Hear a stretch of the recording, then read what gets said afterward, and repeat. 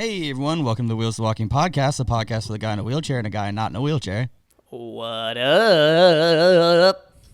So normally before these videos start, Andrew and I decide that we are going to, discuss the topics at hand and kind of figure out what's going on. And I told him I had a secret topic today, and I was listening back. Say what? I said secrets. Yeah, secret. So I was listening back to some of our podcasts recently. I've been real sentimental recently. I've been listening back to a lot of our podcasts, and that along with the whole idea of what's currently happening right now, the events that are happening, and then even in thinking about the temporary collection and what that means to us, and it was just really kind of a cool situation. And then I found a podcast we recorded in August of 2018, I think, and it was Andrew and I talking about I forget the title already, but basically it's like, do we fear death? Like what about death are we afraid of and not? And that's kind of a topic that I just want to briefly it was called Do You Ever Think About Dying or something like that. That's what it is. Yeah, it's called Do You Ever Think About Dying? And we were talking about like how, for the most part, I never really think of dying for a multitude of reasons. And if you want to know those reasons, jump on our Patreon. It's $1 a month, and you get access to like 40 plus podcasts. So if you like this podcast, you like that podcast. That one's more of like a hair down, shoes off, but this one is also kind of getting there too. But anyway, so Andrew and I were having a conversation. He was talking about legacy and something that I think a lot of people don't know, or a lot of people forget, or a lot of people don't realize, is like this podcast exists because Andrew's podcast existed. And Andrew has, 150, 180? How many episodes, Andrew? Well, if you include all the bonus ones, like 140. Okay, so 140 episodes that he talked to a lot of interesting people. And like, if you guys really want to get to know Andrew, if you guys really want to know his like dreams, his goals, his ambitions, his passions, his interests, like he's so much more than just like the guy behind the camera. Like he's so much more than just, the co-host of Wheels to Walking. Like, and I know we talked about him last week a little bit and, going into his Instagram and looking through that stuff. But like, if you guys really, really, really want to get to know Andrew, I cannot recommend his podcast, the Andrew Dodge podcast, enough. Yeah, look, he's even rocking his own. I don't know if you can see it. Yeah, there we go. There it is. The cup keeps blanking out. Yeah, we just had like a super cool conversation about legacy, because there was even times he was talking about like, oh, I think about my kids, maybe listening to this, or I think about, if I die, maybe they can throw me into an AI and someone will know something about it. And like, oh yeah, I just want to sit here and like, true. Like, I think about that a lot. Talk about Andrew. Yeah, dude. Like, this is the topic that like I think people have been deprived about, like, not just who you are, but what you do, and you're not just some like mystery guy behind the camera. Like, I forget like how important you are to me, and like how much we like grew up similarly. And by listening to these older podcasts, I'm like having all these moments where I'm like, yo, this dude is like dead ass my best friend, and like I can't believe that we're able to do this right now. And it's like, it's such a bummer that you don't get the same amount of recognition I do, because I'm the guy in the wheelchair. You know what I mean? Like, I'm the trope. But it's definitely something that like Andrew's podcast is incredible. You guys need to go listen to it. Like, Andrew himself like is a very prolific thinker. Like, I think you guys misunderstand. Like, this guy has traveled the world and interests and has conversations with lots of friendships and lots of people from lots of places. And the dude is packed full of information, and he's got a lot of dope opinions. And I can't gush on him enough. Like, you guys need to check out his stuff. Thanks, man. And it's one of these things that like, I guess I feel inspired to do it because I've felt this way about Andrew a long time. And then whenever like Wheels to Walking gets praise, it's always me that gets the praise. And I think that's like not fair almost, because Andrew does so much of the work, like so much of the work that like you guys don't even see.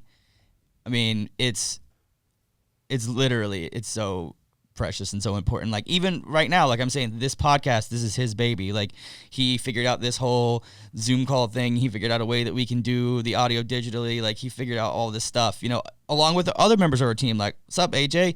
Like, this is cool shit. And I'm just like constantly full of like gratitude and I just want to say like, fucking thanks, you know? Like, Thank you, man. No, I appreciate it. And actually, I had a moment like that this week because I had this guy reach out to me that we met at like a concert, like probably 4 years ago at like an EDM concert.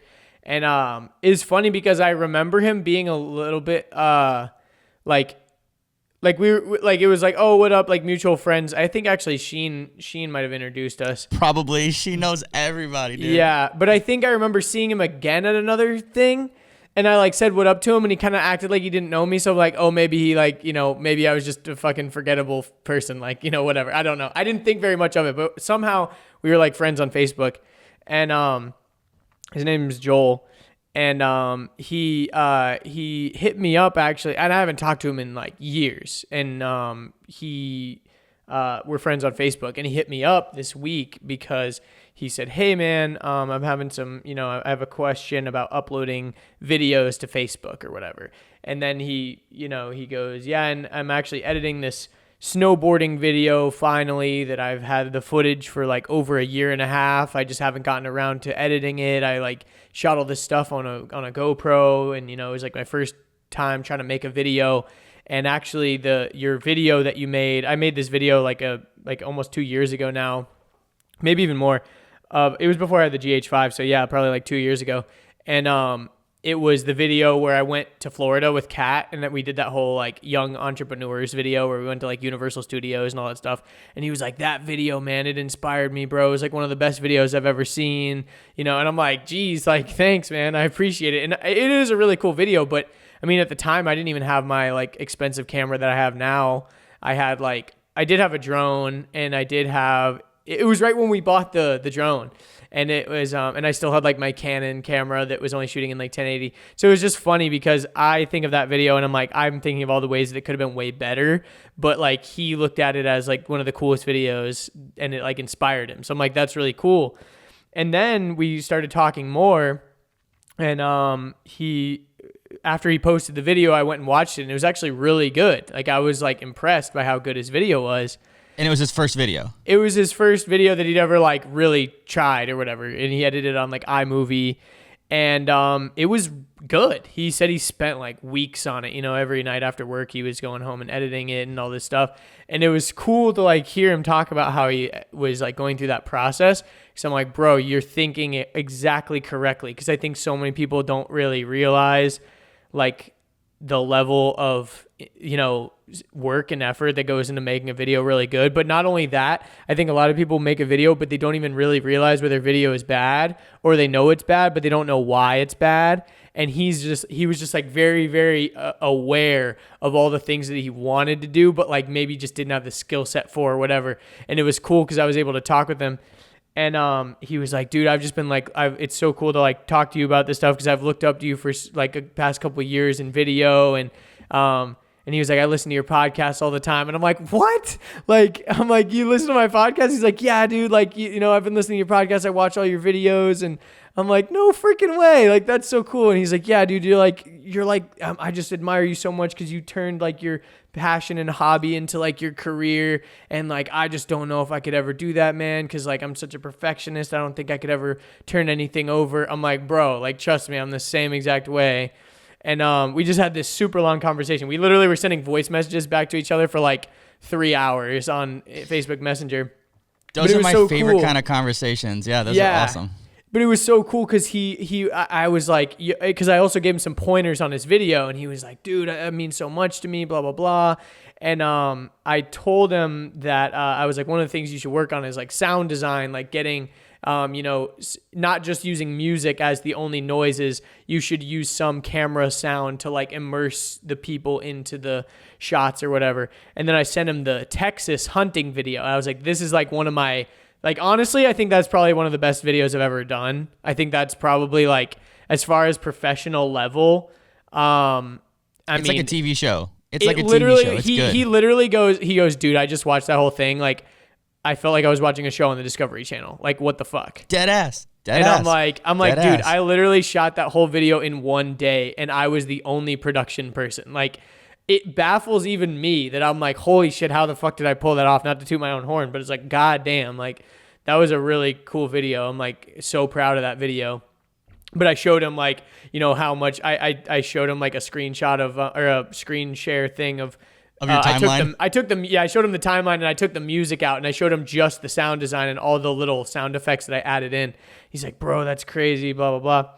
And then, he was like, he goes, dude, I watched because I sent him another video. I sent him the one of the little vlog that I did in like Yosemite or whatever. And I was like, this one's really cool too. That's and he a good goes, one dude, too. I watch your videos and I honestly, I want to be surprised at how good it is, but you're Andrew Deitch. Like, I already know your video is going to be like amazing. And I'm just like, dude, like, that's like the biggest compliment. This is some shit that like I saw and immediately is why I was like, I gotta work with this guy. I gotta work with this guy. I gotta work with this guy. Like, how do I get him around in my life? Like, how do I make this happen? Shit. He doesn't even know how good he is. Because like that was like, I remember, like I'm sure that's probably how that one lady feels about us. It's like, yeah. Like, I mean, shit, dude. It's one of these things where like I remember after you interviewed me in the podcast, you made like a video for your Instagram story that was like, I was teaching you how to like pour some materials into a silicone cast. Yeah, we were making like some cast thing with like resin or something. Yeah, and I remember you sent me that video and I was like, huh? Like this is nuts. Do you have that on a highlight anywhere? It's not live anywhere anymore. Honestly, it's like I watched it the other day. I'm like, this is so bad. but for like a very first vid, it's for like 15-second Instagram story, it was pretty cool.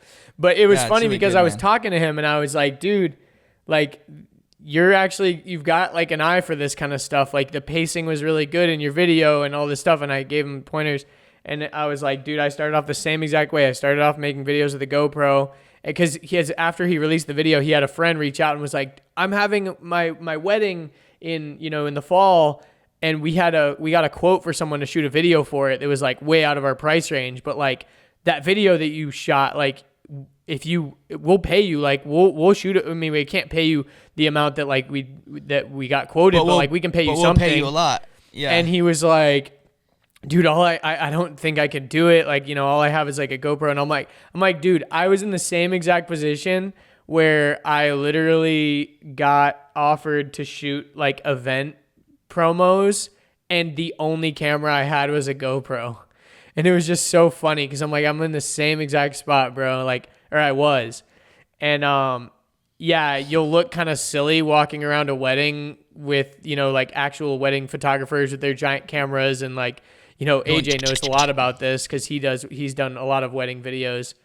And you're walking around with a GoPro, you're gonna feel pretty silly, and the video honestly probably will not turn out like amazing. But I think for what they want, like they just want like a simple video. Like they know that it won't be like crazy. I'm like, dude, you should just fucking do it. You never know. But anyways, yeah, one of the things that I think I also appreciate about how your mind works a lot is, when you're shooting and when you're editing, you also know who's looking at it, and you also know who's looking at it and where they're looking at it. You'll make some type of like, you'll shoot something vertically because it's going on Instagram TV and wheelchair users are going to watch it. So, or people with disabilities are going to watch it. So you build in captions. Like there's literally so much that you do that I'm like, I'm almost at the point where like, I don't even want to put out content unless it's somehow touched by you, because if it's not, then I'm like, oh, well, I don't want it if it's not touched by you. Yeah, it's kind of funny because I definitely do that a lot. I like reverse engineer the platform. Gary Vee talks about that a lot. He says like you've got to speak the language of the right platform, right? So like before you even start making some piece of content, you got to think about like, okay, where is this going to live? Who's going to see it? Because if you're creating something for Instagram and the beginning 30 seconds are really slow and there's like credits or something, it's like, yo, this is not a movie theater where people paid, $20 to come sit down for an hour and watch this long thing. They're in a totally different mindset than someone who's scrolling mindlessly while they're standing in line at the DMV. Like They can you teleport have from theater to to- theater to theater. Yeah. Yeah, you have to create content for that square, for that screen, for that place or whatever, or else it's just not gonna do well. And I think yeah, that's just been one of my biggest like strengths from the beginning. Quick and question I for have you. to thank my friend Ryan McGinn for teaching me that about Instagram stories and stuff, because he was like a really big reason why I even got into video editing and all that. Yeah, quick question for you. I remember initially you were kind of critical of Quibi, but it seems to be catching on culturally pretty substantially. I mean, Just- they're that's pouring not the lots right of word. money into it. I don't know anyone. Yeah, I don't know a they've single person paid- that watches on it, but they have Right, a lot but of ads. they've got a lot of ads. They got name brand actors with name brand shows. They're Oh, yeah. they're doing stuff in 10-minute segments. Full series, like a full series in a you're holding it in vertical or sideways depending. Like it's an interesting platform, but I remember you being critical of it at first. But they're doing exactly what you're doing, just on a different scale almost. Yeah, no, I agree in principle with what they're doing. I just don't personally think that going so hard on mobile only is the move when you're talking about that. I know that like YouTube videos are primarily watched on mobile. Probably a lot of Netflix is watched on mobile, probably a lot of different things, but they're having this like idea that people are like walking around watching videos. Like they're like, depending on what you're doing, like the screen will change dynamically. Here's my problem. It's already hard enough to get a 1080p full HD video streaming to your phone at full quality. Now the thing is about Quibi is apparently in certain videos they shoot it where they have two edits going simultaneously, where you can watch vertically and horizontally. So you can watch it in both certain times. And actually, it's kind of cool because in certain videos, like, for example, they did this one video in collaboration with Ring doorbells, where if you're watching vertically, you just are watching, it's like a little mini horror movie, like a mini horror short film. And if you're watching vertically, you're just watching this one person. But when you watch it horizontally, you can see footage from the Ring doorbell on one side of the screen and then the footage of the person inside the house on the other screen. So it's weird, like it dynamically, they're pushing the boundaries of the platform, which I do respect and I do appreciate. But at the end of the day, doing mobile only, I think might be a flaw, because a lot of people like to sit down and watch something with their partner, with their friends, with their spouse or whatever. And when you only can watch on a phone, that really limits the types of things that you can watch. I think for YouTube, I feel like I watch my YouTube subscriptions like that. I I don't watch agree. YouTube with anybody. Yeah, I agree. And I think it works for YouTube because it's based on personalities and it's not like serialized where you're like having to pay attention to a show. You can kind of just pick up and watch whatever you want whenever you want. And I could be wrong. I mean, I think there'll be some people that are into it. I just don't think it's for me because the types of content that I watch just isn't really that type of stuff. And I feel like that type of stuff is the type of stuff that you would want to watch, like to sit down and actually pay attention. And they're kind of acting like you're almost going to want to watch this stuff passively, but it's so highly produced that it's not that type of video that you're going to want to watch passively on your phone. I can watch a YouTube video and I can also cook dinner. I can watch a YouTube video and also, be, doing a workout. I can watch a YouTube video and be cleaning my room. I don't think if I'm watching an episode of a show that's highly produced with like, good writing and, good actors and, the best camera work and all this stuff, I think I'm going to be trying to watch every second of that to pay attention to it. I'm not going to be trying to watch it passively. And that type of content is the type of content that I'd like to sit down on the couch and watch. You know what I mean? Yeah, like, and we'll just see where it goes. We'll see what happens. I'm just curious. I mean, I don't think we need another streaming service, but if someone is going to give us another streaming service, let's get a streaming service that's pushing a platform and has A-list celebrities with cool stories. Maybe, Yeah. we don't know yet. I mean, I'd like to we see. don't know. I that's what I think. I think we don't need another streaming service because there's already so much highly produced content out there with like really high level actors and actresses and all that stuff. I think what we really need is a YouTube competitor because YouTube doesn't have a competitor. And what I think there's a hole in the market. This is how someone could be a competitor to YouTube. Let's say Netflix releases a competitor to YouTube. No one's going to move over immediately because no one's going to make money. Here's what they need to do.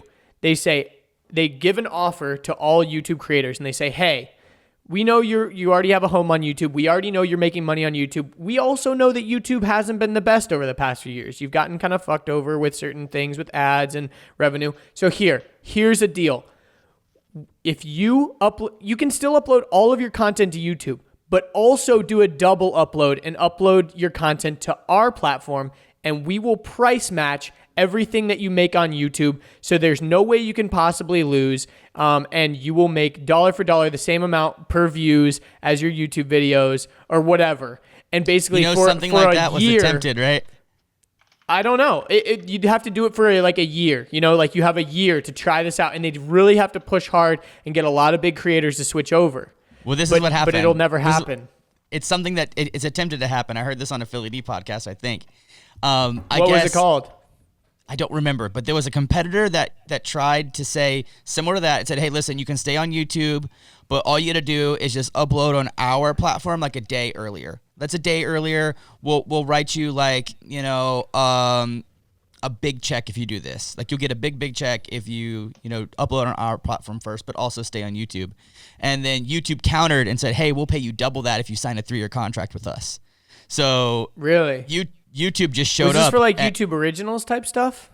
I can't remember. I think it was something that happened like many years ago, but it was an attempt at trying to like do that, and YouTube caught on and was like, and then just basically found. Yeah, but they can't write a contract for every single person they're paying, But think about all the people in Google Preferred. Just write it, just them. You know what I mean? Like I think it's all the people that are in Preferred. I don't think anyone I watch regularly is on Google Preferred. You know what I mean? It's like I don't really watch that type of stuff. So yeah, it's interesting, but that's just a concept that I think could work. I think that's the only way that you could get people to actually switch, is to give them an offer they can't refuse, make them an offer that's very, very common sense. And that, if there was an offer like that for us, I think we'd take something like that. I mean, because no other platforms are paying us right now besides YouTube. Yeah, I think it's about solving a problem, and we are currently entering a phase of society where there is already a lot of problems, and there's going to be more and more and more and more problems, and the explosion of entrepreneurs is going to happen because everyone's getting laid off and fired, and no one has jobs anymore, and it's crazy, it's insane, and I think like the birth of the entrepreneur is always like in a recession, in a time of struggle. You got to fight your way through it, and then you succeed on the other end, and it's like finding a solution to a problem, and it's like we were finding a solution to a problem before this happened, and then now we've got to continue to find solutions to this problem that as it continues to happen. And I think that's something that like anyone who's been waiting to do anything with their life ever, now is the best chance you will ever have in your entire life to do something for yourself, for your family, for your heart. Like now is the time, because rules aren't rules anymore. Rules are made up and the points don't matter. But you really have the opportunity to create, to become an entrepreneur, to become, a business owner, to become, someone who does stuff online. Like it's just insane. And I just want to like, not just making money. Like you can make a bunch of money being creative, but you got to be creative in the right ways. And like a lot of people are searching for ways to make money online right now. Everyone wants to know how to make money online. And if, you're a creative person who has been wanting to to become an artist, to have like their job be an artist or any type of creator, like now is your time. And, I just want to like encourage people and encourage creativity as much as possible, because it's like, we are at a weird state right now, but like, I'm telling you, rules don't exist anymore. Like I've been on the phone for like 4+ days since the last time we had the podcast, like 11-12 hours a day, just taking the temperature of like what's going on at like specifically. And and it's like, dude, it's nuts out there, but it's also like it's the time for opportunity because everyone's hungry. Everyone's willing to go above and beyond. Everyone's willing to like partner up and collaborate and move mountains. And it's just like, dude, now is your opportunity. Because like the last thing I would want for myself or to see someone that I loved about, or even, you know, people that listen to this podcast, is like at the end of all this, they come out the same. You know, like I want people to be creative, and whatever that means. That doesn't have to be online. Like that doesn't even have to be for money making purposes. Like it can just be a new hobby or to follow your passion. Like I think there's currently this weird like pressure where it's like, if you don't come out of this, you know, quarantine like a bossed up boss, then you a little bitch. You know, it's like you gotta make money and a side hustle, a new skill, a new hobby, and it's like, I ain't going to preach that because I'm a realist, and I know that even though I'm working really hard, I'm also succumbing to a lot of my shortcomings at the exact same time. Yeah, and well, that kind of sounded like what you were saying a minute ago. No, I'm saying it's opportunities there, but don't fucking kill yourself. Like it's something like you have the opportunity to do something, but like don't feel bad for watching 4 hours of Netflix. Like that's okay too. Like you can find a balance between it. Like you don't have to be. I'm just saying, like, if you are a person that's been wanting to do something with your heart, you have the opportunity to do that for yourself. Period. Bottom line. Or if you want to turn it into something profitable and have a mission behind it, and make a business out of doing what you love, whether it's video, photographs, drawing, animation, like writing, like podcasting, like there's a bazillion gajillion ways that you can like be creative. Yeah, and the thing about a creative career too is, I think a lot of people, you said, you know, if you're a creative person, which I don't really like subscribe to the idea that people are creative or not creative. I subscribe to the idea that creativity is learned. It's a muscle. You can get better at being more creative. And it's also very like abstract. There's no way to measure how creative you are. I agree. I just think it's being experimental, trying new things, and not being afraid of failing or like just trying something new. I think a lot of people are very afraid of like what their friends are going to think if they start like making little videos or, you know, drawing. I'm glad you brought this up. Thank you for bringing this up. I totally like I didn't realize I said it the way I said it, but you're right. Because that's what like that, to go back to what Joel was saying when he was messaging me, he's like, dude, I'm such a perfectionist. Like, I don't think I could like ever, you know, I couldn't ever be a video editor because I'd never turn anything in. And I'm like, sounds like Dan Mace. It also sounds like me, you know, like I end up working on it for hours because I'm like, it's not there. It's not 100%. It's not 100%. But at a certain point when you have done hundreds, you know, I've done like 60 something Wheels to Walking videos. So I've easily made like over 100 something videos. But you've made like intros and outros. Yeah. And like, I've easily probably made like a couple hundred videos that are like solid. And Instagram stuff, you've made tons of stuff. Yeah, very true. Probably in like 300 then. But yeah, I was gonna say, let's put those numbers up. Either way, I mean, hundreds of videos, literally thousands of hours, and you kind of just realize after a while that certain things are done is better than perfect, sort of deal. You know, there's a certain bell curve that you can reach with certain things, and also, in the beginning is the only time where people are going to forgive you for sucking at something. Like, so you can't be like 3 years into doing something, quote unquote, doing something and still sucking at it. So like, that's why when people talk to me about podcasts, I'm like, dude, do as many podcasts as you can in the next 6 months so that by the time you reach episode 50 and you're only like 5 months in, you're still so new that people are like, holy shit, this guy's really good and he's only 5 months in. Or you could do one a week and be at episode 50 in a year.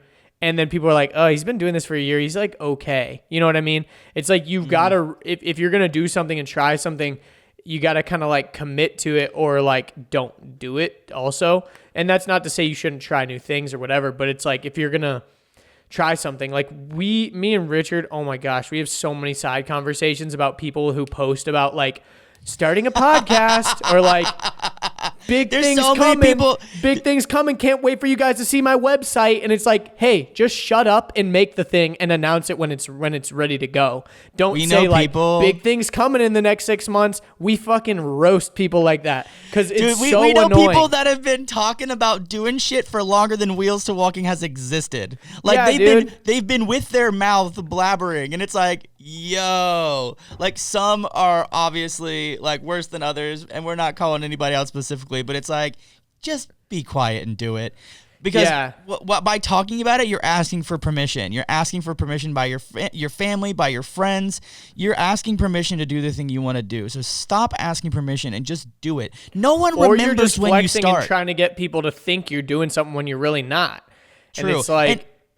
And it's like also that Lil remember, Wayne like- lyric is like real G's moving silence like lasagna.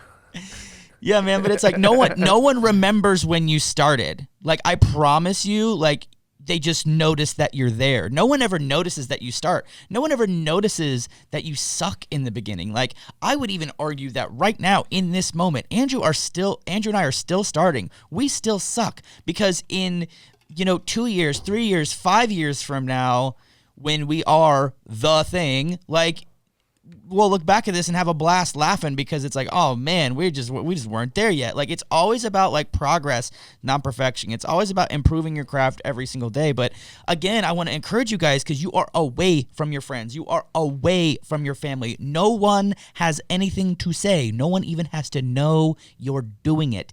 Just keep it to yourself, but do something. Like, make big moves and like don't seek approval. Don't don't call someone and be like, hey, what do you think about this idea?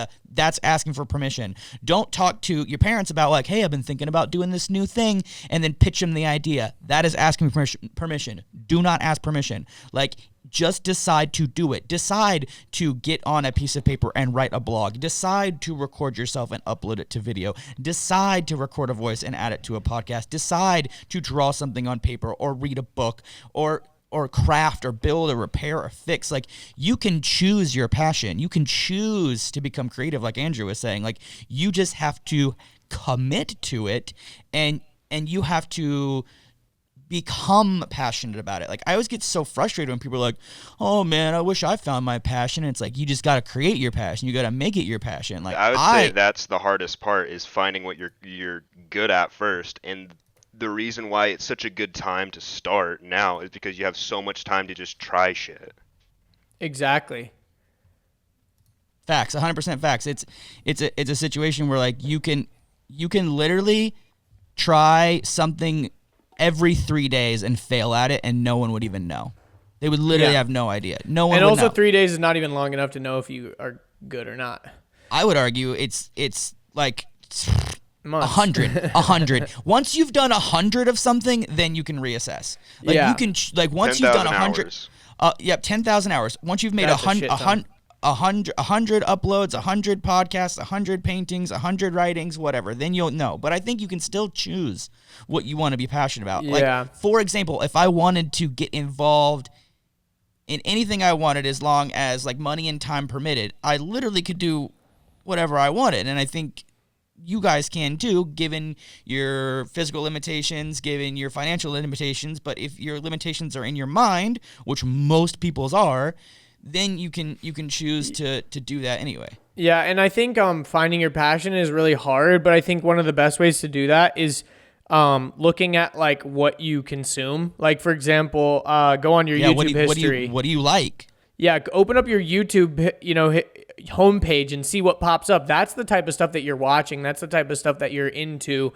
I would say I watch a lot of car videos. I realize I'm super into cars. Maybe that's my passion. I don't know. Maybe that's something that I just like to enjoy as a fun thing, or maybe I could make it into a career. I don't know. I could have just as easily gone into like cars photography or car videography or something, but like I didn't do that. But that's something that I'm super interested in.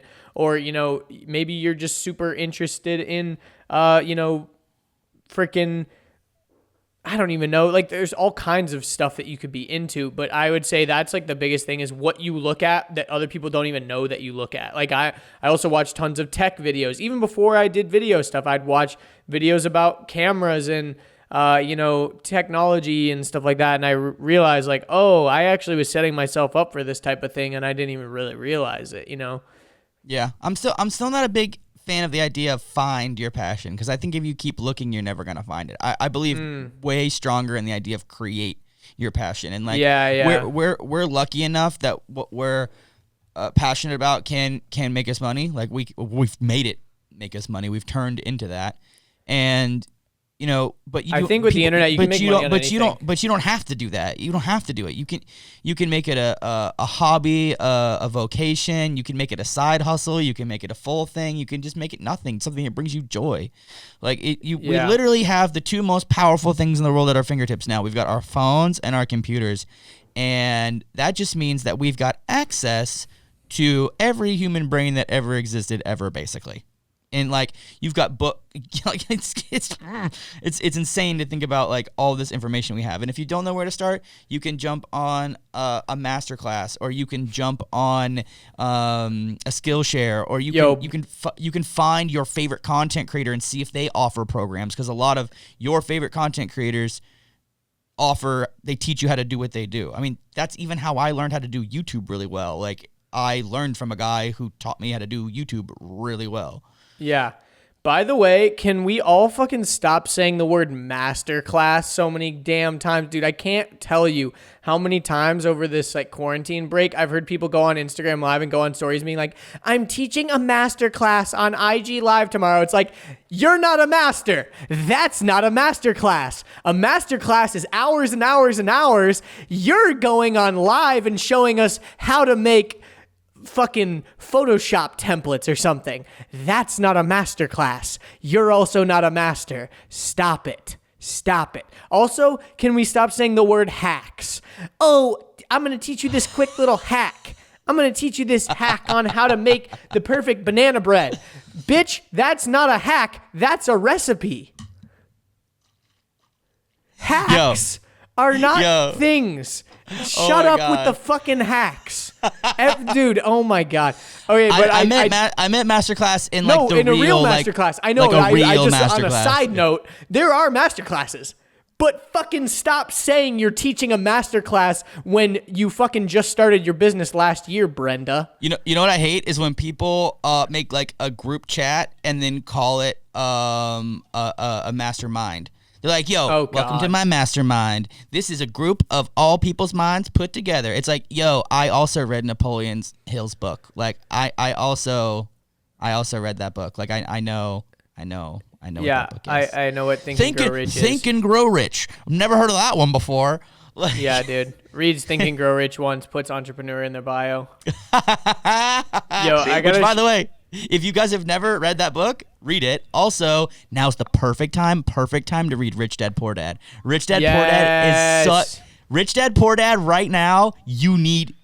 I'm telling you, if you want to change everything you ever thought about money, I'm not even lying. Read or get the Audible of Rich Dad Poor Dad. Get the Audible. It's read by Robert Kiyosaki. It's really good. Yeah, he's got some new books out there which really focus on. But read Rich Dad Poor Dad on multi-level marketing, but. Rich Dad Poor Dad. Rich Dad Poor Dad. Rich Dad Poor Dad. Oh, did I say that? Rich Dad Poor Dad.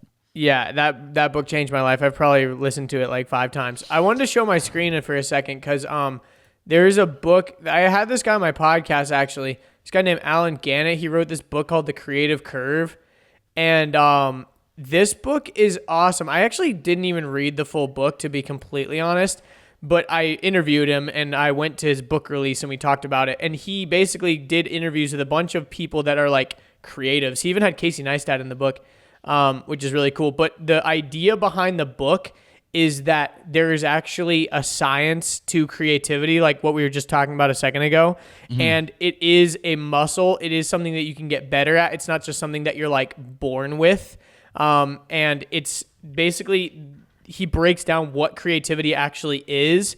And it's like the combination of something that's actually new and different, but also you have to combine that with something that is also already very familiar. So it's the combination of the novel and the familiar, and that's what creativity is. Because if you create something that's so different that it's not even identifiable with anything that anyone can relate to, So obscure. you're just making up nonsense. Like, if it's just so out there, it's not viewed as being creative. You're just like making up nothing. And I think some people view certain artists like that, like very They're making art for abstract. themselves. They're making it for themselves. Or they're like, dude, I'm so different. And it's like, you're not different. You're just a weirdo. Like, especially with certain fashion choices and things like that, you have to combine the novel with the familiar. If I always think about this example, if I the Pilgrim showed up on frickin' Plymouth Rock and I played them a dubstep song, they wouldn't even see it as like music. You know what I mean? Because it's so far removed from what they would view as music that they couldn't even appreciate it. But because we went from classical music to, the evolution, then we had like Elvis, then we had the Beatles, then we had, metal, then we had, there's so many evolutions and things that are growing on that initial concept that then you can, because you appreciate metal, you can appreciate dubstep. Because you appreciate certain other things, you can appreciate these new things. I think Virgil Abloh is like a genius at that. Like, he's created this whole brand of Off-White, and it's kind of based on like concepts. But the only reason why they're cool is because they're like half-made drafts of things that are already existing. Like, Off-White Nike shoes, they're almost like deconstructed. They almost look like prototypes.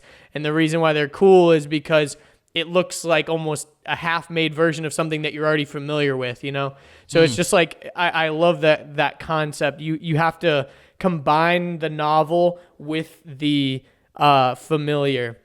And that's what real creative people, quote unquote, they do so well. And that's why people view them as that. It's pretty fascinating. Yeah, that is really interesting.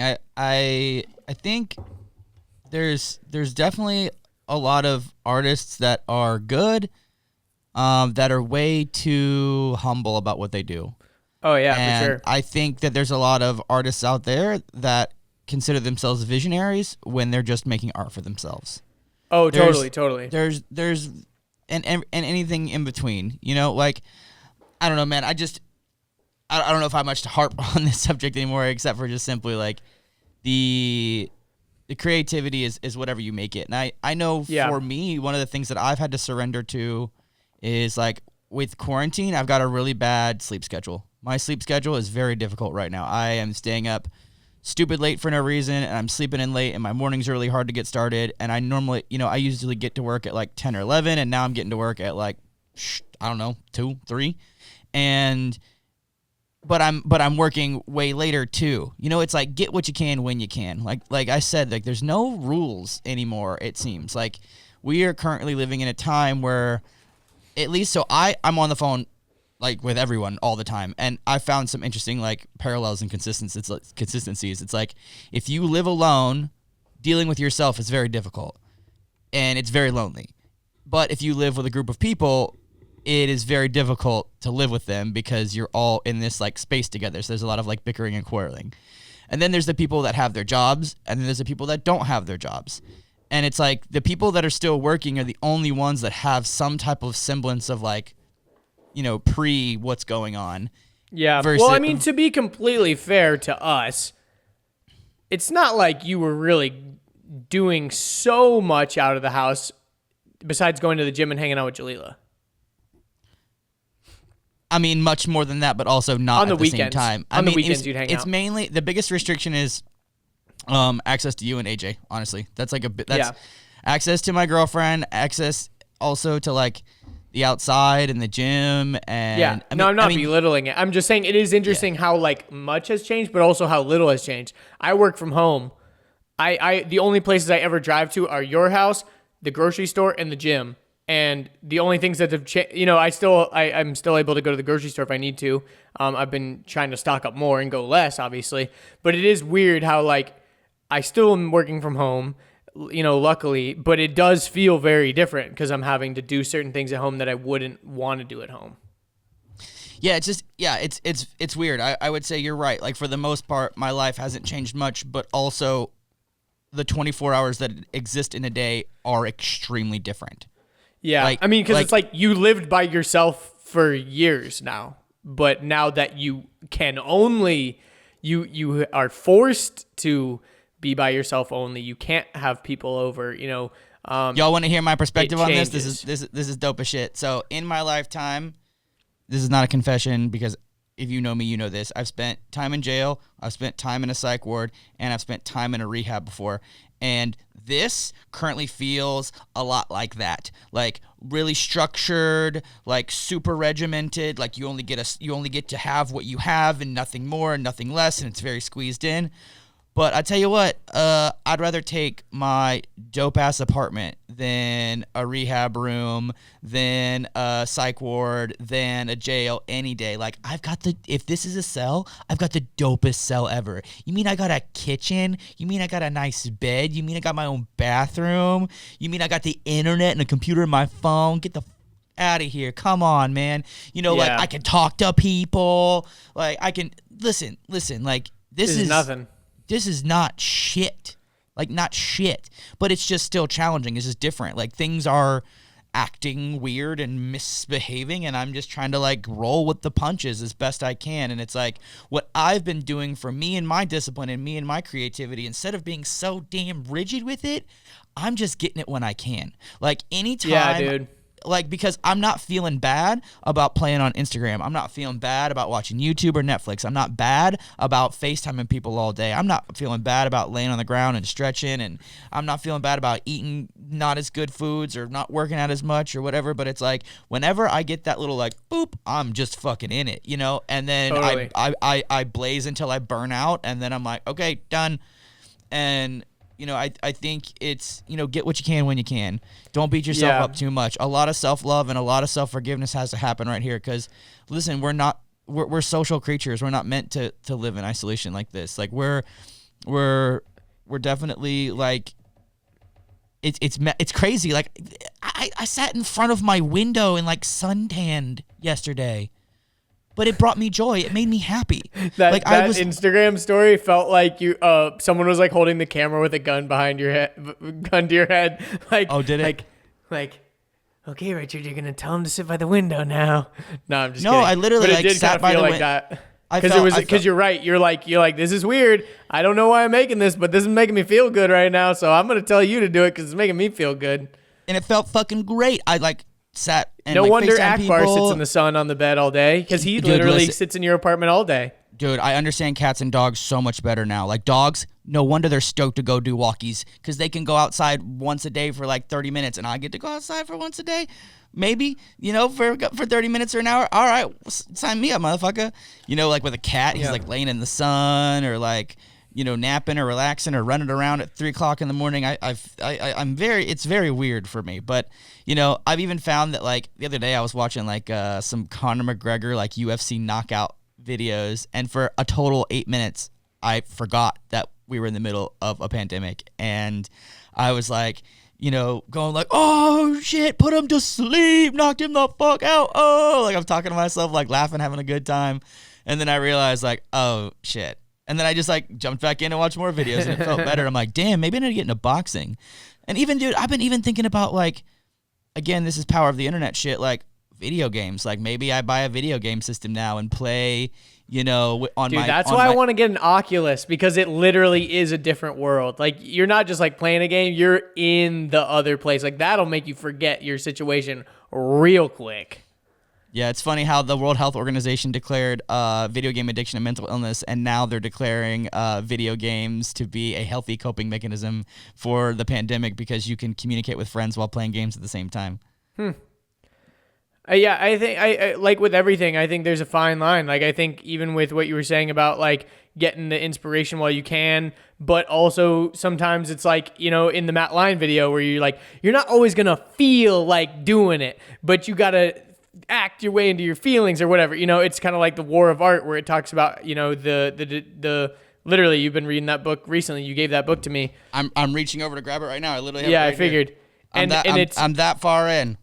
Yeah, and it's all about, fighting that inner. It's because in the book it talks about how you aren't actually facing the action of like doing art or doing a creative activity or whatever. You're facing the hardest part is sitting down to actually do the thing. Because once you're doing it, it's not hard to keep just doing it. The hardest thing is to sit down and start editing. And I think that's the hardest thing for me with video editing. It's like, I know that the process of video editing, I'm not going to be able to sit down and knock it out in 15 minutes or an hour. I'm going to be sitting on my ass for like 8 to 10 hours. And, so I've got to kind of get in the right mental state to know that I'm going to do that. And actually, I wanted to bring this up because this is something that I've been using recently. Hang on. Let me add on to that before we jump into that. It's like, it's just a small topic, but I'll go. My bad then. It's just this cube that I have. So I think it's like based on this like Pomodoro method that basically it's the idea that you work in segments of like 30 minutes. So you basically work for 25 minutes and then you take a break for 5 minutes. And then you work for 25 minutes and then you take a break for 5 minutes. And you do that for like 3 hours and then you take a break for like an hour. So you do these segments of like 30 minutes and then you give yourself a long break where you go get food and you walk around and you go outside or something like that. And this cube, I actually got it recommended from, I forget what the girl's name is, but she has a podcast. I'll have to think about it. Her podcast was called it's the Angie Lee Show. I don't even listen to her show, but I stumbled upon her page somehow. And it's this cube. AJ has one too. And the cool thing about it is it has these set timers. If you're watching the video, you can see this. But it's a cube that has numbers all along it. And when you put that number facing up, so I put 25 facing up, it automatically starts a 25-minute timer. I don't have to like press any buttons. I don't have to do anything. It just starts the timer for that amount of time. So then when it goes off, I just go cool and I flip it to the 5 minute and now it's just set a 5 minute timer. And I go sit on my bed, I play on Instagram for 5 minutes. And then once that timer beeps, I know I've got to get up off my bed to come back to my desk to make it stop fucking beeping. And I sit back at my desk, put it back on the 25-minute timer and I start working again for 25 minutes and I don't stop working until this goes off. And that's been really helpful for me because that's one thing that I get like so off track, because I'm just like, I've been working for a long time. I deserve a break. And then before I know it, I'm in an Instagram hole for 45 minutes. Yeah, creativity is one of those things that it does require self-discipline, and a lot of people think it requires inspiration. But for me personally, I'm having a very hard time with self-discipline just because I'm living in such a entertainment heavy space right now, I'm watching a lot of YouTube, I'm watching a lot of Netflix, I'm on my phone, I've got like chocolate in the fridge, I'm not really like working out as much. I just kind of like I got a lot of like pleasure seeky stuff going on. So yeah, and when you don't have anything that you really have to do, it's like, when do you do anything? Because your schedule is so wide open, it has no structure. Exactly. I don't have that like internal anxiety, and pretty much any time like no one ever says, no, I'm not going to write a screenplay. They say, I'll do it tomorrow. But like mine is like, oh, I'll do it later. But like I got a notepad, I like write that shit down to remind myself. But like my big thing that's just so hard is like finding. Let me put it this way. I'm realizing more and more and more how much I rely on other people's energies so that I can match their energies. Like I very much rely on like when I wake up in the morning, like a phone call or like regular communication with people or like texting or like getting stuff done or like having deadlines. And like I'm realizing more and more and more that like I thought I was okay by myself, but I'm not as okay as I thought I was. But I'm learning how to be that for myself. Like the other day, I had a day where I was on the phone for 12 hours and it was mostly like work and personal calls kind of all blended together. But at the end of it, I was like, I didn't do that because I was feeling driven and ambitious. I did that because I was lonely as fuck. And I just wanted to, like that day when I called you and I was like, hi, me again. Because I had called you for like fucking 6 times, But I'd talked to everybody else in my phone book that I regularly talk to like 6 times that day, plus extras, And then like the next day I said, you know what? I ain't calling or talking to fucking nobody except for Jalila. So I like FaceTime with Jalila for the most part.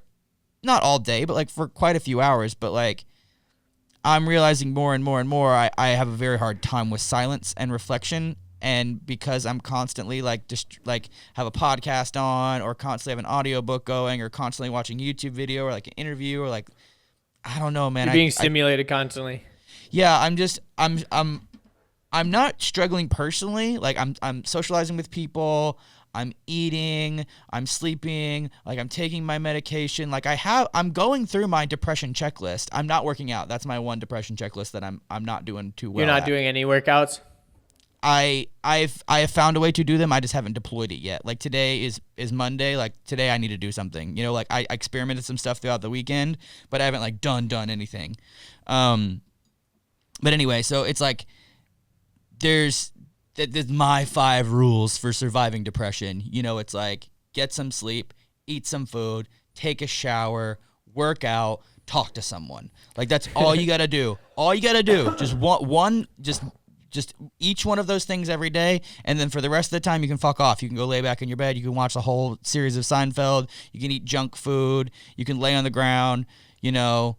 I don't know if I put exercise in that mix. I think I did. But, you know, that's kind of like what I call like hanging on by a thread. It's like when you're hanging on by a thread, just tie a knot and just chill. Like you don't kind of try to keep climbing up to the top of it. Like you can just kind of survive. But like my biggest struggles is like internal stuff. Like I said, I'm living alone, so a lot of my struggles are internal because I don't have anyone to mirror. You know, like I think people that live in homes, they can mirror other people that live in their homes. Like Totally.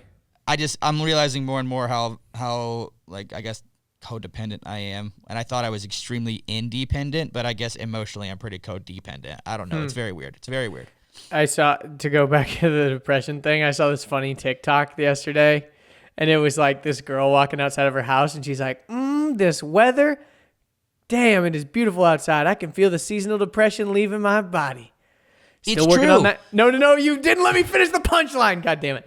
She goes, I can feel the seasonal depression leaving my body. Still got that clinical, though. It's true. It's a fact, dude. I have clinical depression, bottom line. I got a baseline of that clinical shit, stuff that needs medicine. And then I got seasonal depression on top of it. This is my fucking timeline. November, I start getting seasonal depression. Guess what happened in fucking December? Got hit by a fucking car. Cool. So I'm healing from that while dealing with extra depression. Then I get a blood clot and I'm back in the hospital and I got even more fucking health problems and depression. So then the week that I make it all 7 days back in the gym, the week that we finally upload the next video, the week that it starts getting warmer out, I'm like, listen, I'm back to work. I'm not being as sad as much. Things are turning on. I'm pumped up. I'm ready to go. Chugga, chugga, chugga. Woo, woo. Staying inside now. Yep.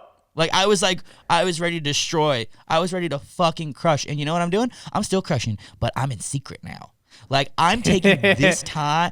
I'm taking this time to do everything I said I was going to do. I'm pre-planning now. So what's happened is the next fucking, whenever this is over, there's going to be a fucking rocket fuel of shit we're doing. Like I'm already like talking deals and I'm talking trips and I'm figuring out collaborations and like all this shit. I'm like, you know what? I'm going to take advantage of this crap and do everything I can do in my power, get what I can when I can, like I just said.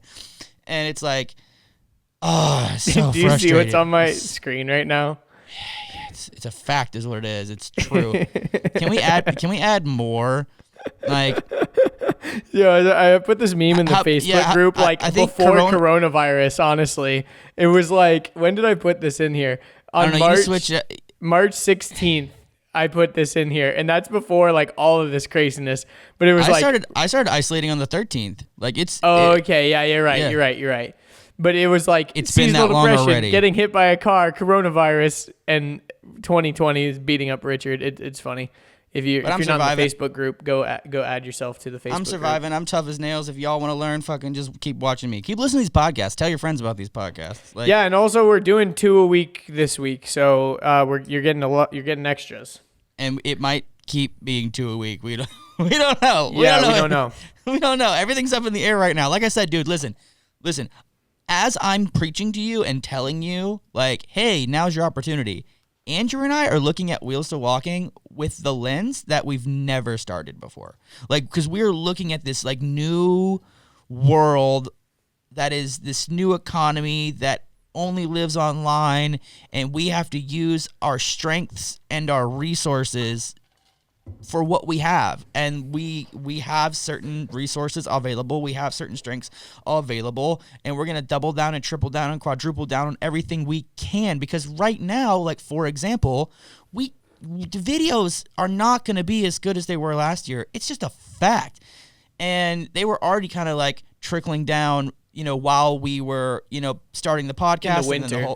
and then the whole fucking car thing. And like now it's to the point where maybe, just maybe, we start putting a lot of time and attention and energy into this podcast because it's what we can do, versus trying to like die, and push ourselves beyond these insane, crazy limits to make, the same type of videos we were making before. We're not going to stop making videos, but they're just going to be different.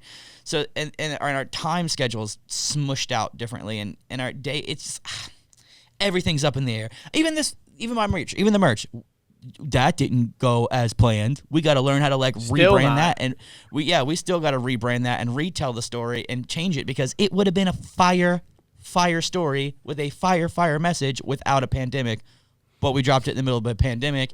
And a lot of people are like, hey, I don't want to be reminded of dying right now. Everyone's dying. Thanks. I have enough reminders of dying. Even though that's not the message at all. It's a message of hope and inspiration and constant reminders of remembering that this is temporary. It's this basically is gonna be over. YOLO. It's YOLO meets yin yang. It's like a yin and yang meets YOLO meets like fucking memento mori. Yeah, but exactly. we got to tell that story again. We got to find a way to communicate that. Yeah, we'll do it. We'll tell it in a different way next time on the next drop when we do more temporary merch and all that. Like, I'm not worried about it, but yeah, it is just challenging because we're trying to figure out. I mean, because if you're listening to this on Tuesday, we're launching the last video that we had pre-filmed. We are dropping this wheelchair basics video that we did with Jesse Strawham, and that's the last one we have in the tank. Like, we don't have any other videos that we've pre-recorded, so it's kind of like we got to figure out what we're gonna do. Yeah, and I pretty much have basically the stuff that I have for the vlog, but plus the studio. It's complicated. It's complicated, guys. We've got a list of a lot of videos that I think we could make, but we're gonna have to work around, like, because we have so many ideas of how we were gonna make the videos, but we've just got to figure out. Every idea has changed. Yeah, exactly. But the Jesse video is actually really good. It's out right now, probably, if you're listening to this, because they're coming out on the same day. It's something that I don't think is going to hit off the start, but I think is none of the wheelchair basics videos ever really slapped that hard. But they keep growing, because what happens is every rehab in the United States of America, and honestly the world, because we've seen it in other countries, play our videos. Did we ever show that video of the kids in Nepal watching our video? That was absolutely insane. Yeah, for those of you that don't know, I got a video text message from the lady. She's like, hi, I'm a part of the spinal cord injury unit in Nepal, and here's all your people watching your videos. And it was like a whole room, like a room full of people in wheelchairs. 20, 30, 40, maybe 50 people watching on a big projector. In like a classroom in a hospital or something. And it was crazy. The Paralympic bobsledding team, Sebastian, our friend Loop Whoop, was there, and he said that the person who's in charge of the Paralympic bobsledding team started they were in like Sweden or Switzerland or something, and he started reading one of my captions to everybody. Yeah, they were having this massive like conference, and he started off his speech by like reading off of a Wheels to Walking caption of one of your Instagram pictures. Do you want to show that video? Do we have it? Maybe we can. It's somewhere in an Instagram DM that I don't know if I could find. I don't know if I saved it. I don't know. I think you sent me a screen recording of it, so maybe I have it somewhere too. But either way, I don't remember. It's nuts, crazy. It's wild. It's beautiful. But speaking of Jesse video, like, what was that like? It's weird because we did that video. That video was so weird, dude. So weird because it was so goofy and silly and fun, but it wasn't really planned out, and it was done before the merch, so we didn't have any call to actions. And like, I got really long hair and a really short beard. It looks weird, like there's. Yeah, AJ was like, "When did you record this?" Like, this is so weird. I look like you're bad. I look bad. I look bad. And you know what? I'm also gonna look like coming out of this quarantine. Bad. That's a quarantine goal for me, is to learn how to like groom myself properly, like to like try to like. But I can't use a straight razor because I'm on blood thinners. Because if I cut myself, I'll literally like keep bleeding for infinity. Ooh. So I got to get like some type of like. I love how thing. there's a guy mowing our lawn right now. Definitely, you're going to be able to hear that in the audio. Sick. Well, it's a good thing that we are over an hour deep, because all the homies aren't going to leave now just by a little bit of I dumb know. noise. It's not even that big of a deal. I'm sure. But I can even barely hear it. I just noticed it, though. Yeah. Yo, one funny thing that I hope that comes out of the Jesse video is I hope there's rumors in the wheelchair world that we're dating. Like, I think that would be I was thinking that, hilarious. too, because you never clarified it, and it's really funny. And also, now she's in the intro, too. So it's just really funny. Did you like the beginning? Did you like the beginning where I put the little lullaby music? Yeah, exactly. I also appreciate how you put quarantine stuff on screen, but I feel like that's not going to age well at all. People will be like, why did he say that? No, I think there's going to be a lot of videos like that, dude. I mean, I've already seen that like 10 times on YouTube. I think there's going to be so many videos that'll have COVID warnings for like years to come, and you're going to see it and you're going to go, oh yeah, I remember. Yeah, this must have been released in fucking 2020. Because I think a lot of people are going to be posting stuff like that. Because, dude, like Doug DeMuro, he had to post a whole video about how like he has so many videos in the tank, and in every video that he's been posting, every single comment is like, be safe, Doug, please be safe, stay inside. It's like, hey, you realize that I have like 50 videos in the tank. Hundreds, yeah. Yeah, like I'm still going to be releasing videos because I film like all the time, so it's like, we get it, but yeah, it is weird because when you're watching something, I was listening to the Views podcast with David Dobrik, and they were talking about how like they were watching movies and they were like, oh, whoa, this is so weird. They're like at a party, or like, yes, I have that experience. That you watch, yes, and you're like, they're like touching hands. Even what David hugging? was even talking about watching his old vlogs. He's like, dude, like we do the craziest physical stuff, like licking the stripper poles on the party bus, and like, doing all kinds of weird physical comedy, kissing each other, like all kinds of stuff that right now you're like, oh my God, oh no. It's like so out of the ordinary to watch things. It almost kind of reminds me of, I don't know, watching like a historical thing. Like, even though it was like a couple months ago, we were all able to do this kind of stuff, and we all took it for granted. Feels like we're not going to be shaking hands after quarantine. Yeah, I think handshaking is over. I think handshaking is over. I think fist bumping is in. I think you only hug people in your close circle. Like I think that's one of the things that's been really hard for me to adjust to. But I think two reasons why I think quarantine is easy for me, and why it's hard for everybody else. One, I feel like I've already like acknowledged my like death fears when I was like leaving religion and also going through spinal cord injury and going through addiction. Like, I feel like I've already explored that part of my mind, and I don't have any fears or like around death, like in any way, shape, or form. Yeah. And also you've like had a lot of near death experiences too. Exactly. And I think also is the fact that like multiple times over I've had to restart my life. Like I've had to restart my life post spinal cord injury. I had to restart my life getting clean. Like I've had to restart my life quite a few times, all with different rules every single time. So like I feel very similar that I'm like, oh, I'm just going through another reset, like another restart. And like that's why I think I'm pretty prepared. I feel pretty decent about it, and I think a lot of disabled people have this skill because totally. I think we understand and realize more than anybody else ever does. It's like different doesn't mean over. Like the world's not over. Like your life's not over, but it's just not. It's different now. It's a new normal. Like you have to figure out what your new normal is, and I think coronavirus is going to. That's the first time I said it. Sorry, I didn't mean to provoke anxiety in anybody. I've been so vague. I always I keep saying like the thing that's happening. Dude, you and just what's going on. triggered me, bro. No, dude, because those Give me a words. trigger warning, bro. Listen, no, I just mean it in the sense of like, just in general, like you turn on the news, you get anxious, you hear those words, and like language matters, and like those words can give people like a lot of anxiety. But anyway, so are you talking about the Chinese virus, bro? I'm just kidding. I don't even. That sounds like some like left libtard shit, and I'm more left than I am right, but that sounds like some really like lefty shit. I know, I'm just fucking with you. No, I agree. I just think right now it's like almost kind of impossible to not talk about it. Yeah, but anyway, I don't know what I was saying.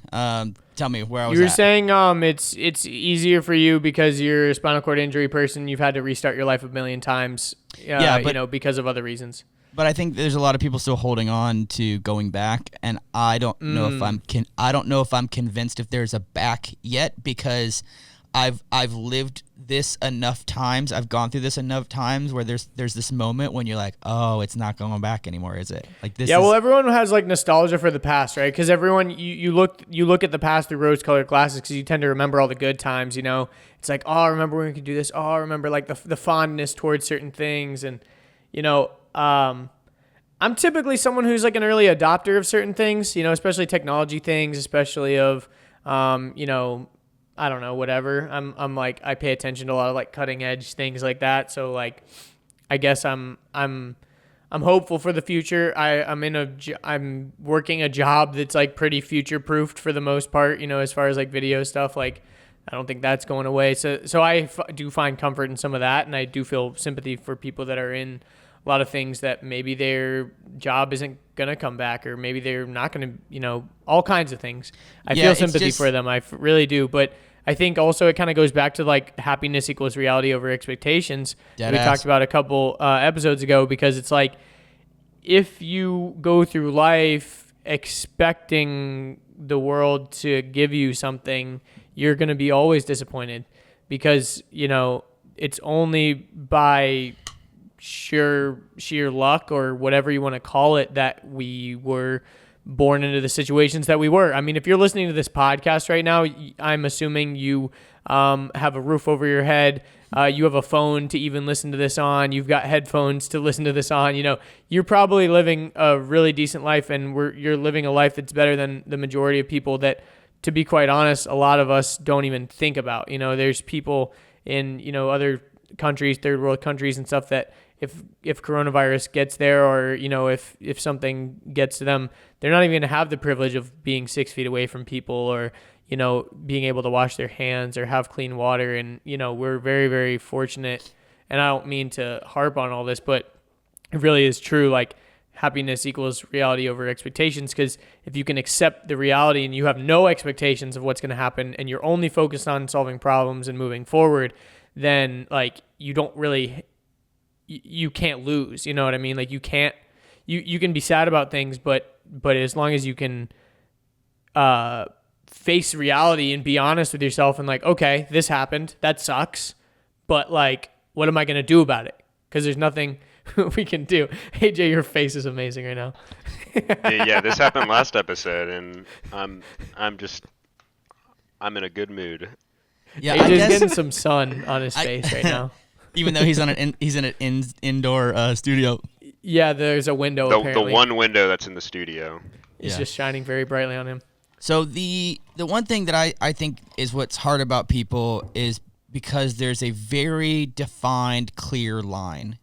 Like it's an event that happened in your life that is very abrupt. I mean, it's happened over 3 weeks, but I mean, in the sense of like, I think culturally, historically, there's going to be a pre-corona life and a post-corona life. Oh yeah, like, for sure, man. We're living through a historical event, for sure. I think it is very different, and I think it's something that's even more, you know, terrifying and scary as the, you know, the Spanish flu. But like the Spanish flu, the Great Depression, the Roaring 20s, all happened within like a 10, 15-year span. So it's like, yo, sign me the fuck up. That sounds terrible, but also like a blast at the same time, because it's like, it is just insane the amount of stuff that's going to change. But it's like, as a human beings, what makes us superior to any other mammal, any other creature in the entire planet, is that we have the ability to adapt. We adapt, we overcome, we problem solve. You can't teach a robot that. You can't teach an AI that. And it's like, and if it were in nature and this virus existed and it just attacked penguins only, we'd be like, oh, damn, I guess penguins are dead now. But like, we're humans. We're not going to let that happen to us. So we're the only species that's aware of our own death. We're aware of our own mortality, and that's why, again, not to call back to the merch again, but like, that's the same idea. It's like, the more aware of your not infinite time on this world, you want to make the most of it. You want to create these powerful new memories. And I think it's hard to find hope and it's hard to find optimism in times like this. But if you work really, really hard and you try really, really hard to find the silver linings and things, like they're there. And you just got to like, it feels like digging through needles in a haystack to find the one thing that's good or the one thing that makes you happy. But let's be real. The world has been fucked up and in need of a massive correction for quite some time. I mean, you look at American politics. I think that's what a lot of people voted Donald Trump for, because they wanted something to shake things up. You look at climate change. You look at, the current state of wealth distribution. You look at the current state of a lot of things. And you can tie it a lot back to the invention of the internet, because the internet has changed so many things, and we've had so many old systems that just like don't work with this new modern way of living. All the new systems are dying, and I love it. Exactly. All the old systems are dying, and that's what I'm saying. I think this time is a big shift, because also there's going to be a lot of things that go away, and that sucks. Because anytime you have to grow, you have to, trim you have to trim your, what is it called when you're pruning a plant? Like you have to trim the little, things to make it grow taller or whatever. You said pruning. Yeah, you have. It's the whole decision thing. That decide and that to sucks. cut. Yeah. And it's like yeah, exactly. And it's like this whole idea that especially to go back to the virus, people are talking about, some people are going to die, blah, blah, blah. And, that really does suck. But if you actually do think about it, it's kind of like, again, everyone's going to die eventually. And unfortunately, in order to grow as a society, there's always going to be casualties of war. There's always going to be things that unfortunately happen. In order to make some sort of progress, there's got to be something kind of bad that unites us. And I think this is a big wake up call that's that's happening. And it's like, I got something for you. You're gonna love. Yeah, go for it. I truly and honestly and fully believe, and I believe this deep down in my core. I think once you become an adult, 18, 19, 20, the only way you will ever change your way is if you go through a trauma.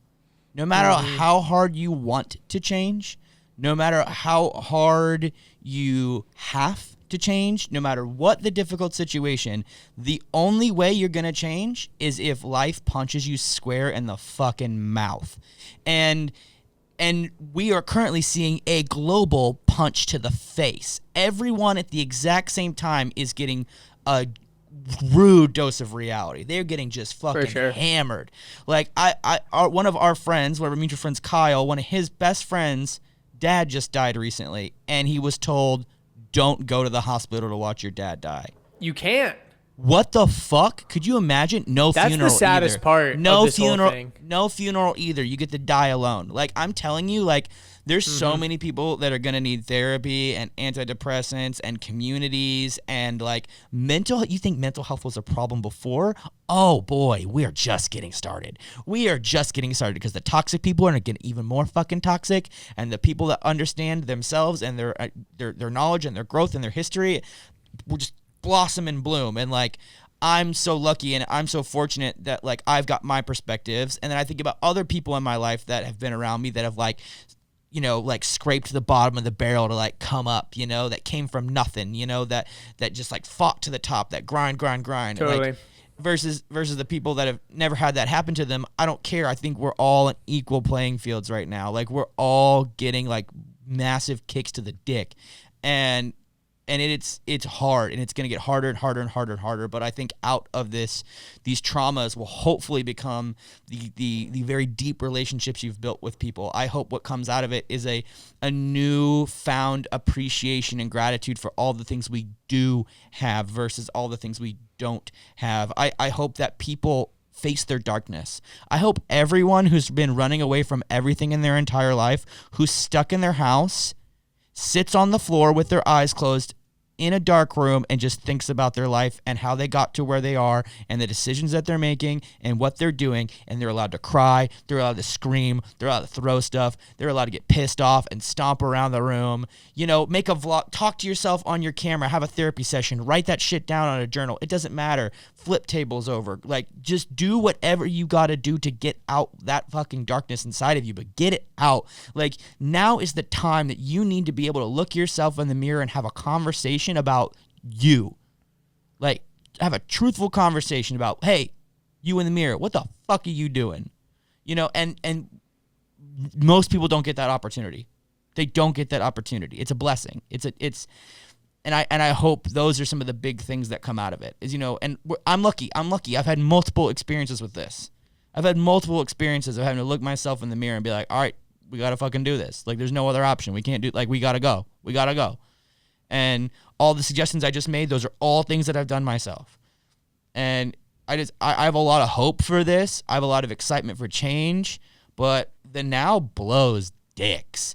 And not to like harp back on this whole temporary shit, because I feel like that's all I'm talking about, but that's literally why I got it tattooed on my wrist and why I have tattoos going out to you guys, and that's why I've got fucking shirts and hoodies, because I want and stickers you can put on your phones and your wheelchairs and your water bottles to just remember, like, yo, this is temporary. It's going to be over soon, but we don't know when, but we just know it is. Like, for a fact, without a doubt, it will be over soon.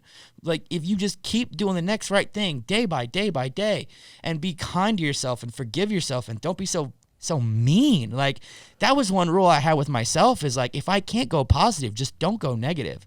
Like, if I don't meet my own expectations, that's fine. If I do meet my own expectations, then I'll give myself a pat on the back, like a literal, actual pat on the back. I will reach with my hand and pat myself on the back.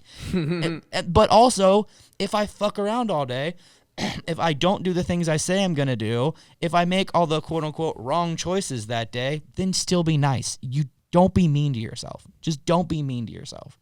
And, these are the kind of things that, like, why I'm passionate about Wheels to Walking, and maybe this is what we're gonna fucking do for our video series, bro. Because, like, I'm feeling like a fire underneath my ass right now to feel like I want to share my own experience with, like, going through and overcoming disability and addiction, and I feel like I want to bring on as many people as I fucking can and talk to them and try to figure out how we can expand this conversation, because I feel like this is, like, an asset that, like, disabled people have that people don't know that we have, and I'm just getting, like, fucking fired up about this shit, because this is, like, truly something I believe in, something passionate I believe in. But I'm also a goddamn realist too. Like, I understand you're not gonna get this way overnight. Like, I understand you're not gonna be perfect at it. Like, I understand, like, this sucks, but you can find a way to every day make it 1% better. The only reason why it sucks, though, is because we know what the other side looks like. It's exactly. Like, gratitude is gone. You only know, like, the worst thing in the world is not, like, ever reaching, like, the highest level of success. The worst thing in the world is reaching, like, the highest levels of success and then losing it all. Like, that's the worst, because you know exactly what it all tasted like, and then you just going back from a huge win or a huge success or whatever. And when you were talking about earlier about something, it made me think of Jackie Chan. He is donating his entire wealth. Like, he's not giving his children any money. And when he was asked about that, he said, well, if my son is not going to be, if my son is not a smart person or something along those lines, if he's not a successful businessman, then the money's going to go to waste anyways. And if he can't make that money himself, then it doesn't change anything. Like, basically, it's like, I either taught my son to provide for himself and be a good citizen. I created my own success. I got all this money for myself. If my son is not, if I haven't set my son up to do that for himself, then giving him money is not going to help him, kind of thing. Like, yeah, I thought that was kind of interesting. Yeah, I feel a little similarly when it comes to, like, my last name, for example. Like, I actually honestly hope that my last name dies with me, because anyone who has my last name, in my opinion, has done jack shit with their life, and they're just horrible people that are fucking weird. I've somehow been the only people to escape my last name. Like, I'm literally the only person in my entire family that still has this last name that is, like, from my mother. And, and your mom doesn't have that last name currently. No, mom doesn't have it. My sisters don't have it. My dad has it, but, like, okay. But, like, I the Corbett lineage. I'm just like, bleh. Like it feels so tainted. So it's like I want to. Like yeah, but that's some kind of like old world shit. Who cares? I don't know, man. Name? I don't know, dude. It's like generational wealth. Like old I mean, I don't stuff. know. I mean, my last name's not anything crazy. It's like, I mean, well, I guess all I'm trying to say is I think I want my kids. I think I want my kids to not have my last name. I think I'd rather have my kids have a better last name than mine. The only reason, this is gonna sound so cock, but the only reason my last name is good is because me. Other than that, it's a trash last name. It's trash. You know what's funny? My cousin actually, when my cousin and her husband got married, they combined their last names. Oh, like a hyphenate type thing? No, they made a whole new last name. His last name was Burke or something like that, and her last name was Durkaz, and they combined it and made Burkaz. That's kind of cool. They invented a new last name by combining the two. So maybe that's something you could do. I kind of like that idea, actually. I thought it was kind of funny because I think a lot of like very like traditional whatever people are like, oh, fucking pussy, you didn't make your wife change your last name, like blah blah blah. It's like, dude, I really don't care about that. Honestly, my last name is hard as fuck to spell. Like it's unique, but like no one can ever say it. The only reason you ever need a last name is through generational wealth. Like the only reason it's also identification. Yeah, but I'm saying for the sake of like personal relationships or business relationships or generational wealth, it's like how like I know a guy who's like the 6th version. He's like fucking John 6 or some shit. I'm the 6th virgin in my family. God damn it. I had to make that one. God, yeah. No, but yeah, I don't know. Last names are weird. I'm not super like attached to that idea either. But yeah, I agree. It's like kind of a weird thing. Yeah, so you've been fortunate enough, total topic switch right here. You've been fortunate enough to be able to do some outside exercise. And yeah, I was wondering if I haven't really been doing any outside exercise. So those of you that follow Andrew on Instagram, which by the way needs to be everyone, and Andrew_Deitch, you can find him tagged in a lot of pictures. Please tell us the saga of how your shin doesn't have skin on it anymore. It's bone and yeah. So basically, I've been trying to do some sort of like workouts every day, whether it's yoga or whatever I can do in my room. I'm allergic to pollen, so I don't really like the idea of working out outside that much because I'm just like breathing heavy, and then I just got like pollen boogers, and I'm coughing all day. But anyways.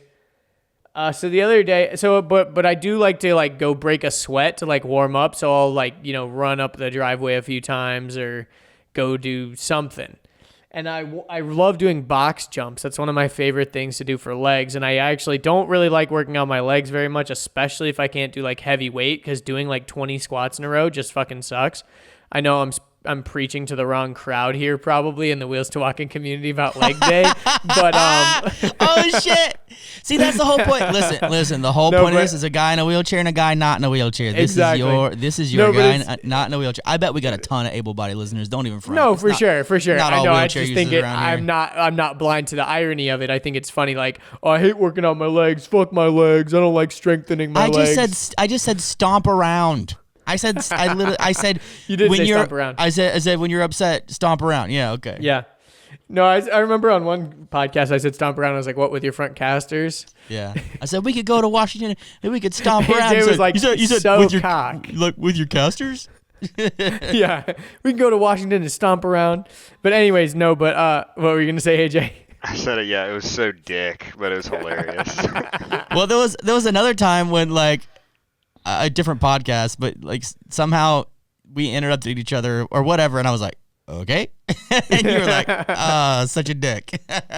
Such a dick. Like, no, but anyways, so long story short, I've been trying to work out, and I love doing box jumps. So there's like this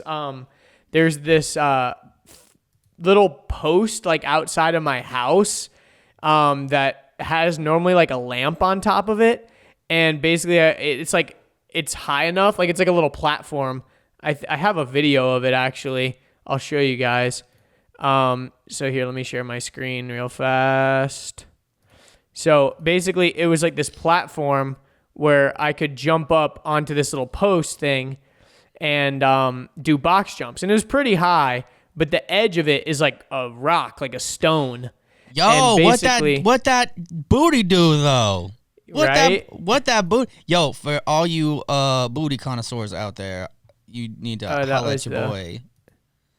Yeah. So, anyways, Not I was at doing. your boy, holla. Yeah. So you can kind of see He's here right how next there's to like the this road. Do you guys see this? If he would have somehow tripped and fallen forward, he would have barrel rolled into the fucking road. Look at this. It's psycho. pretty hard to fall forward when you're doing box jumps, so it's way easier to fall backwards. Yeah, but whatever. anyways, I'm just saying. it is true. I could have easily like fallen into the road, but if you're watching this on video, you can kind of see what I was doing. But anyways, so on one of my last sets, I did like 4 sets of 10, and on one of my last sets, I jumped up just like this, but my foot slipped off the edge, and my shin just shredded down the side of it, and the corner. Look at the edge of that rock. It looks like it's slate. sharp. It looks like slate rock. It looks like granite slate. It was not pleasant, to say the least. And so then, and it was funny because I was texting with Ian as I was posting these videos, and he goes, "You psychopath, I love it, LOL." And I was still doing the reps. Like, I posted the videos, but then I was like still going. And I said, haha, if I mess up, it's going to hurt.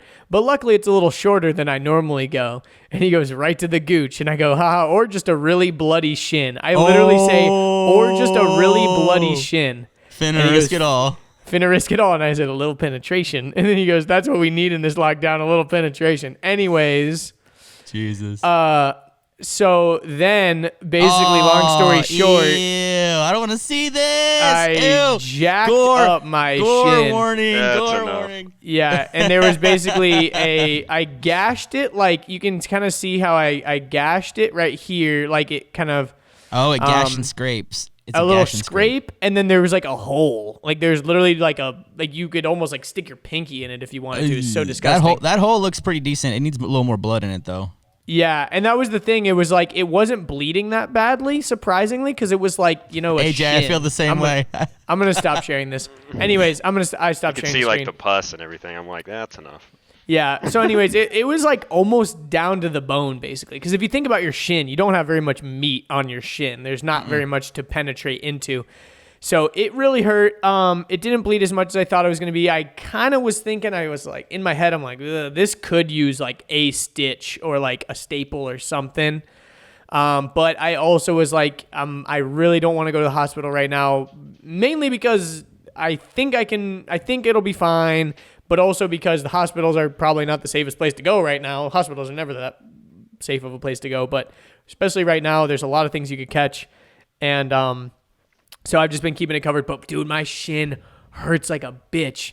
And like the day after, I was in a lot of pain, just moving it. But once I get it moving, that's the weird thing, is if it just stays stationary for a while, it hurts really bad to move it or touch it or anything. It's really sore and swollen. But once I kind of get it moving, I can walk around and it kind of like warms back up and I can move it a decent bit. But it's actually I remember one time I fell off of a pocket rocket motorcycle into some fine gravel, and I rashed up my leg really bad. And I remember when I woke up the next morning, I couldn't even move it, and I was screaming. But a couple of days later, I was the only way I could get going is if I moved it at all. God, that was terrible. Exactly. I fell off. I jumped off a roof and crashed a motorcycle in the same week, and my mom was like, "You have a death sentence, don't you? You have a death sentence." I was jumping off a roof onto this thick evergreen tree, like a north-facing evergreen tree, and then people on the road started stopped because they saw this dude jumping off a roof into a tree. Well, the other side of the tree didn't get as much sun, so it was like thinner, and I jumped and fell through the tree onto the ground. How many feet? 3 stories. Two and a half house stories, and branches, broke your fall, broke me on the way down. And I was like, oh, dude, my back hurts so bad. I had to go to the chiropractor and get fixed and adjusted. And then my step brother, now ex-step brother, had a little pocket rocket, and I was like, yo, let me take that out. And I was like, me. And then it had a disc brake in the front, and a little piece of gravel shot up into the disc brake and caught it and made it skid, and it just threw me forward, and I just slid on this gravel going 20, 30 miles an hour. I've never even thought about that happening in a disc brake. Yeah, well, I mean, It got stuck in one of the holes in it? Yeah, but it was really fine gravel. It was fine, and it just fucking locked it up and it dumped me. And like my stepbrother wasn't happy, or stepbrother. I've literally never called him Whatever that. he was. Yeah, he was not too happy about it, and my mom was pissed about it too, because she's like, literally, I'm already taking you to the doctor for being reckless, and you're gonna be reckless again. Like, You're an idiot. And I had to call out of work for like a week straight because I had to keep my wounds dry because I couldn't wash dogs and shit. Sorry. Total side note that I totally stole what you were saying. No. It was a good story. Honestly, it's just crazy because it made me. It's funny because like it put a lot of things in perspective. Because it's like, number one, I'm grateful for the fact that I can walk and stuff like normally. You know, I'm grateful for, and I'm reminded of that a lot hanging out with you. But it's like I'm even more grateful for like my own abilities and. You know, and now I'm like, it's taking a toll on other things. And it's also crazy to think how easily you can get injured, you know, like it's crazy to think how like fragile the human body is, but like somehow we tend to like stay pretty safe, you know, like it's kind of weird. And it was just a kind of big reminder. But the funny thing is when I was finishing that workout, so like I hurt my leg and I was like, that was just the beginning of my workout. I still need to do my upper body. Mama didn't raise no bitch. Yeah. And it was funny because I literally was like, Richard works out all the fucking time and he doesn't have, you know what I mean? Like I was thinking about it. I'm like, dude, I'm not going to fucking puss out right now just because I got a little gash in my leg. I'm going to cover that shit up with a Band-Aid and put some stuff on it and do some push-ups. It's like Richard's legs don't work half the time. Well, all the time. Well, some of the time. Well, maybe. Whatever. Yeah, but it even goes farther than that because, like, okay, maybe Richard, but also, like, the whole SCI community and stuff, like, you know, it is just kind of funny because it's weird how, you know, just a lot of things get put into perspective. But, yeah, so my leg is pretty messed up, but honestly, it's healing pretty good.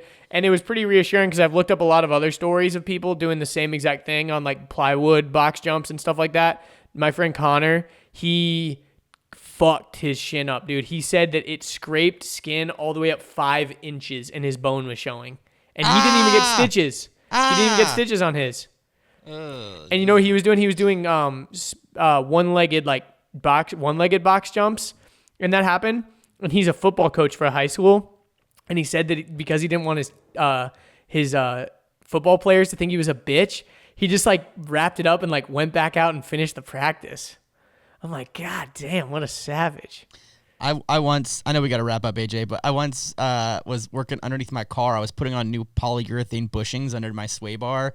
And I was cutting the new bushings or cutting out the old bushings. I don't remember what I was doing, but I had a razor blade and I sliced my thumb like to the bone. Like it was bad. It had to go get stitches, like 5 or 6 stitches later. But my hands were covered in grease. I was in the middle of a project. Oh, no. I was in the middle of a project. I couldn't stop. I was like, the daylight's going down. I'm like, I'm fixing my fucking car. So I got 2 or 3 paper towels and folded it until it was the size of like maybe a credit card, maybe half a credit card, honestly. So it was like thick as thick. And I put it on the wound and then got electrical tape and just taped that bitch up. and then so it would stop bleeding. And then I finished my project. I got all cleaned up and I was ready to go. I like washed my hands, like everything was good to go. And I went upstairs and I was like, hey mom, I gotta go get stitches. And she's like, I'm sorry, what? And I'm like, yeah, I cut the hand like 3 or 4 hours ago, but like I had to finish my project. So can you drive me to the emergency room to go get stitches? She's like, are you serious right now? Are you serious? I'm like, yes. I wasn't gonna stop my project. Like I had to finish my project. That's hilarious. Yeah, there's been plenty of times where like you just do it because you're like, oh, I gotta protect my ego. Yeah, exactly. All right, guys. Well, we're gonna wrap it up. Andrew, anything last to say? That's pretty much it. Thanks for coming along. Second podcast of, well, I guess this will be the first podcast of the week. Let us know if you're excited that you got 2 this week. I know. Yeah, exactly. Every podcast that I listen to is either going off the rails or going downhill or going off. Even YouTube channels that I watch, like people were posting less or doing different stuff. I mean, like I said from the beginning, the rules have changed. There are no rules. We got to figure this out as we go now. It's crazy. Yeah, and these are actually really fun to do these Zoom ones, so it's been a fun experiment. Yeah, But, we're lucky enough. We're lucky enough that AJ agreed to do 2 for us instead of doing 1 in studio. He's willing to do 2 We're doing audio 2 out of studio Zooms. for it. 2 Zooms. Yeah. So like, thank you, AJ, for all that you do, and we appreciate you for doing this. Thanks, man. I really appreciate that. Appreciate you guys. Of course. Hell You guys yeah, should have bruh. you guys should have seen me pre-show. I was like giggling and laughing because I'm like I still get nervous when I open up these shows, which is funny because you guys are like, yes, you are random people on the internet who I've literally never met, but you've spent a lot of hours with me, so I feel like we're homies anyway. It's like Exactly. I guarantee you, Andrew, like if ever we do a meetup, we're gonna get like 2 types of like fans. We're gonna get like the YouTube people, and then we're gonna get our podcast people. And our And the podcast podcast ones are going to be hardcore. not only are they going to be hardcore, but like we're going to have conversations with them that we had here that no one else has heard either. Exactly. Exactly. So it's super special when it comes to stuff like that. All right, boys, we out. Very cool. Follow us on places. All right. Peace out, everybody.